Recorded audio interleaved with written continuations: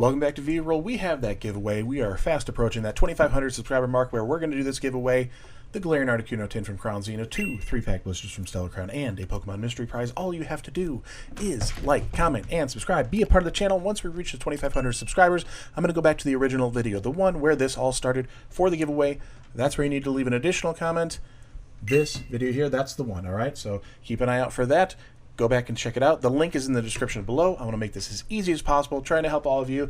Yesterday we did a little shout out to my buddy Vincent, and you're getting some free cards. I just want you to be reminded you're getting those cards that we described yesterday. Some mystery ones here for you, and they're the better hits, but I thought that should be just for you instead of everybody else seeing what you're getting. Trying to give you a little something special as a thank you for your dedication and commitment to the channel, being a viewer. So have your father reach out via email. My email's in the description, and we'll get that figured out and sent out to you right away. So I want to make sure you get those cards, buddy. Today is Friday. That means our Fight for First Friday. We are looking at different sets. We've been going through the different generations. Let's jump over here to Pokelector, looking at Neo Revelation. Now, there is the Southern Islands little collection of 16 cards. I was thinking we should do it, maybe not. I don't know. I'm going to set that aside for now because it's not really a full-on set. It's just a little bit of a specialty, tiny set. Here, at least, we have a little bit fuller set here. 64 cards, 2 secret rares. So 66 cards in the set. And what we do is we go over to TCG Player. We look at the top performing as far as recent sales. We look at top performing cards and pull out the top 10 just to see where we're at. And in that 10th spot, we're starting with Delibird. Now, again, back in this era, we had first edition and non-first edition, or we also call those unlimited as far as their name series of against first edition. First edition, unlimited, separate, definitely not equal. So the unlimited was much easier to find, higher print runs of those. First edition was literally just that first run. So you're going to see a lot of the first edition print on here, but you're going to see the near mint as far as the quality of the card, the condition is the word. Why am I having little funky brain problems today? Near mint is the condition I'll be looking at. So we're seeing kind of the top dollar, but it's always leaning on the unlimited version. All right. Delibird coming in at 10, and it's been a big slide down over the past year. I wish I could look at like 5-10 years on these older sets and just see where we're at, but that's kind of not realistic. And you can see with these bar graph behind, which I really enjoy now, having that on TCG Player, showing you the amount of sales. Not a lot. 1 here, 2 there. Ooh, got crazy. So not a lot of sales. These are not moving a lot. Vintage doesn't equal value, but when you get into something like this, the Shining Magikarp in the number 9 spot. Again, this is just on what's trending currently and selling to get it to that number 9 spot. As far as cards overall, this is probably in the top 2 or 3. It's definitely up there for the set, maybe top 5. I don't know where it would land exactly as far as best overall or price overall. But here we have a big price tag, $360. Now, something interesting about the Shining Magikarp, and then there's another one, Shining Gyarados, the evolved form. This was the first time that we were introduced to a Shining Pokemon in the Pokemon TCG. So having that alternate color variation, it was very new. Didn't know what we were getting into there. It was kind of reflective of the games, and we started seeing that here.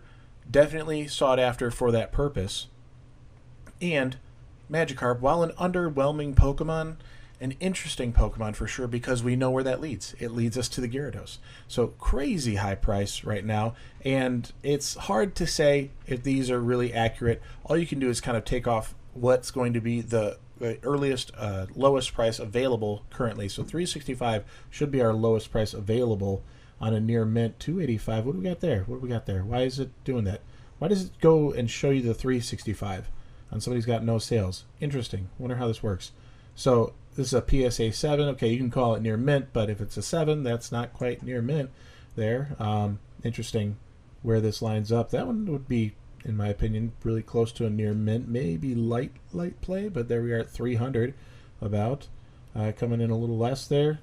Actually looks reasonable. Maybe there's a scratch on there. Hard to tell. If you're paying that kind of price, you definitely want to see a lot more pictures to get an idea for it. So market value says 240. Don't understand why this listing's here. Throwing 365 in the mix, and maybe that's too much. Maybe you can go into another more recent set although it feels like it's getting older. Celebrations. Celebrations did a reprint of this card, and yes, it's a different holo pattern here. We're not going to have any first edition. We're adding this stamp there. But here you're at a $10 card. Okay, so if you want to have the Shining Magikarp and go with it, that reprint done in Celebrations is a good way to go. I think that was the big drive behind Celebrations as far as why people were into it. Why it got a lot of popularity. It brought a lot of people back into Pokemon, because they had this subset, the classic collection of nostalgia just pouring out there, and it gave people an opportunity to get something like a Shining Magikarp, where otherwise it'd be really too expensive at this point in time for most people. You have the Gold Star Umbreon, the original base set Charizard and Blastoise, Venusaur.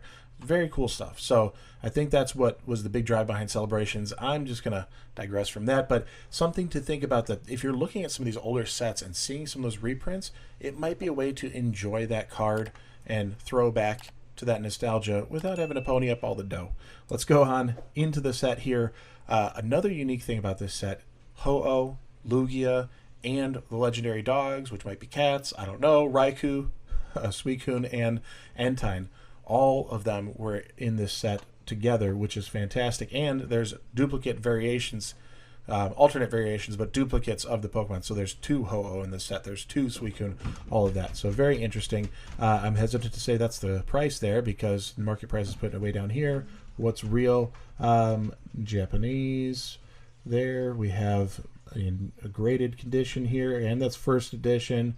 So where do you get to it? Near mint, unlimited holo foil. Putting it there. Well, why wouldn't you just do one that's already slabbed, even if it's not a higher grade? I mean, are we really going to say that this is going to be a 10 or a 9 to beat these things? I don't know. Maybe, maybe not. I think I'd be rather spending a lot less and getting a grade of 8 on a first edition version. Interesting. This is not the place, as far as I'm concerned, this is not the place to be buying these cards, but based on the market and sales that have taken place, this is kind of a cool exercise to see what's showing up as the important cards of the set. Lugia, Neo, Revelation. Another great shot here. Nice big sweep there across the thing, big swoop down. Non-holo, so a little bit easier there. There is a holo version, I believe. I don't want to be making up stuff, but I thought there was a holo version of a Lugia. Here we go. There's a holo version. I think that's holo. I don't know. Hard to tell. I'm not familiar with the set that much. I was not actually collecting at the time of this release, but here we have it in the $20 range there. Raikou, there you go. Holo cat dog, whatever you are. Not a lot of movement over the past year on this one. Just one at a time, a few times over the years. So not big movers, I can tell you that, but $250 range on this one. Pretty crazy. Here we are on that Shining Gyarados. This one you might have seen before, because it wasn't too common to have a lot more scenery added into these cards. It was really about the Pokemon, a little bit of their landscape, maybe just a tiny bit, or the illusion of it. And here we have another character out on the raft, intimidated, freaked out by this big, huge, shiny Gyarados with the glowing eyes there. Definitely an interesting card, and the price is showing it there, $500. Wow, crazy. There's only one listing. Only one listing. That's another thing. Not going to see these pop up too often. Go into a card show, a trade show, something like that, checking out something like Card Party or others where they have those things going on. That's where you're going to see some of these things pop up, because they're big hitters, they're big sellers, and it's an opportunity to encounter those cards that you otherwise are not going to see too often. So it's a pretty cool experience. Looking at the Suicune Holo, very awesome card here. I love how dominant the Pokemon is, just standing there, kind of staring us down, assessing the situation. Are we friend? Are we foe? I don't know. It's a holo, $140. Seems like it's a little bit too much for me, but pretty cool looking card there. And again, kind of all over the place. Japanese and English were a lot closer in price a while back, and even more recently it was the case. But now it just seems like they're in totally different categories. You look at 151. Wildly different prices between the two. Very interesting to see what that's about. Mischievous coming in on the almost, we're getting to the top spot. I think we're top 3 here at this point. $32, $37 because of shipping. What do we really got here? $32. Hard to see. This one is a little bit more frequent sales over the past few months, and some are first edition, putting it in the $80 range there. All right, in the $30 range, not too bad for this one. But maybe people are just completing a set. Maybe they're just trying to get into the vintage set and they're picking them up where they're under $50 just a little bit at a time to start putting that collection together, because some of these, like Houndoom, you know, going in at $300, that's pretty tough to commit to all the time. So it takes a lot to invest in some of the vintage. Not the whole set. Majority of the cards aren't going to be that high price, but those big hitters, the ones that have a little bit more going on in artwork or early introductions to things like early shinies that we were not familiar with until that point in time, that kind of stuff you're going to be paying up for sure. So pretty crazy, wild stuff. The Pokemon game never ceases to amaze. Entine, our last one in our top spot here as best-selling today. Again, this list could change. We have that interesting approach of how I'm reviewing these for this Fight for First Friday. It's really just what's trending at the current moment. This could change in a year. This could change in 6 months, where they're all flipped around different spots or even completely different cards, because there's plenty to go through on the set. We didn't even hit all the hollows or anything like that. So interesting review, in my opinion. I just kind of like doing it. It's a good practice of looking back and working our way towards modern, as we're always looking at the modern. What's coming out? What's the best thing? What's the best deal? What's the best artwork? You know what? I think it's kind of fun to just relax and take a look back and see what was and what is it currently doing now. So if you have an opportunity for any of these things, did you collect Neo Revelations? Are you collecting it? I know I'm not going back that far into vintage right now, but maybe it's something you had and that was the set that brought you into Pokemon, and here you are returning again after 151 or something like that. I'd love to know about it. Leave a comment. That's going to help out the channel, and I'd appreciate that support, along with liking, commenting, subscribing. I'm giving away some stuff here. So the Glaring Articuno tin from Crown Zenith, 2 3-pack blisters from Stellar Crown, and a Pokemon Mystery Prize. Once we reach that 2,500 subscriber mark, we are really getting there. I can't believe how well we are doing, and really that's just a big thank you to all of you. It's been fantastic, and I appreciate the support. And I post 7 days a week. I know that's a lot, but it's an even bigger commitment to have you be watching that. So I really appreciate you being here and being a part of the channel in that way. And since I post 7 days a week, I guess I'll see you tomorrow. Peace.